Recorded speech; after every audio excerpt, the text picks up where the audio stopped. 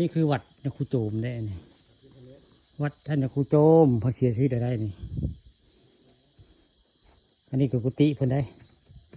กุฏินคูโจมล่ะนี่ตอนเช้ามีบุคคาข้าวเบิ่งกุฏินคูโจมได้หมูมีพายุได้เพิ่นเสียชีวิตแล้วกุฏินี่ก็ห้างนี่แหละหมูมีพายุมาเศร้าได้เหลือแต่กุฏิเพิ่นละนคูโจมนักเทศนักเล่ว่าง่ายโด่งดังตะกี้ตะเก้าได้มีครูโจมนี่นักเล่ม้วนได้ผมมีไฟห้าวเพชรเล่นี่แม่นอย่างครูโจมในกะขอถ่ายทำมาเด้ออย่างครูโจมเด้อขอรับประวัติเจ้าเด้อว่าเจ้าโด่งดังตะกี้ตะเก้านักเทศแล้วก็นักเล่เทศเล่คักม้วนลายได้พรสวรรค์นี่สุดยอดนำอย่างครูโจมนี่เทศเล่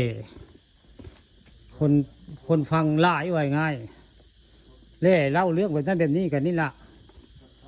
อย่างครูโจมนี่แหละแต่เพิ่นได้เสียชีวิตอะไรเหลือแต่ตำนานวัดอย่างครูโจมเลยผู้ข่าปานคำพาชมเอาเรื่องจริงผ่านจอมาให้เบิ่งเนาะ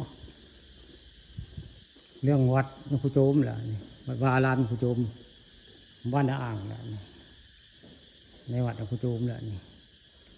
ใครผู้จักกับผู้ข่าปานคำพาชมเอาเรื่องจริงผ่านจอมาให้เบิ่งเรื่องวัดวาอารามอย่างครูโจมคนพระนางเป็นอ้ายของหมอเองได้หมอเองอ้ายหมอเองได้อ้ายในเองบ้านนาอ่างได้ตอนเช้ามีบุคคาปานคำประชุมเอาวัดวาอารามของครูโจมมาให้เบิ่งเลย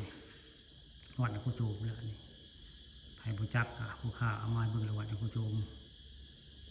บ้านนาอ่างตำบลนาตาลศาลาคักงามแต่ได้ศาลาเราสร้างไว้หลายปีได้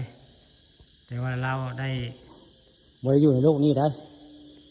เหลือแต่นี้แล้วเหลือแต่ตำนานศาลาวัดอย่างครูโจมให้พระจักรพวกข้าเอามาให้เบิ่งเดี๋ยวสิไปลั่นคล้องแล้วละครั้ง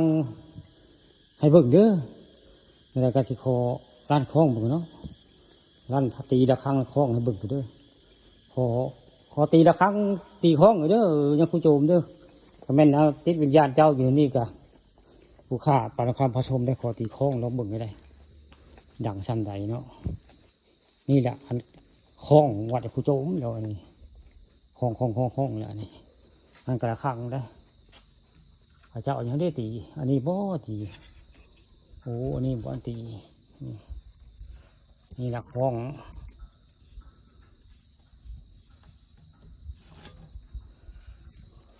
ตะคังก็มีแต่คล้องก็มีแต่คล้องผู้ข้าจะตีลงเบิ่งเนาะตีอันคล้องลงเบิ่งได้วันศีลโม่บุญอะไรได้ตรงกันเด้อโอ้ขับไปเสียงคล้องก็ได้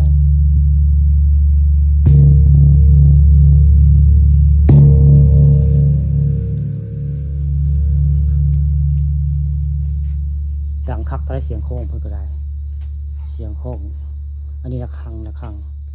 พอตีละคังเพื่อได้อันนี้ครูโจมเลยแสดงว่าตัวนี้ผมไม่เห็นตัวนี้ต้องตีแบบนี้ดำสีก็คือ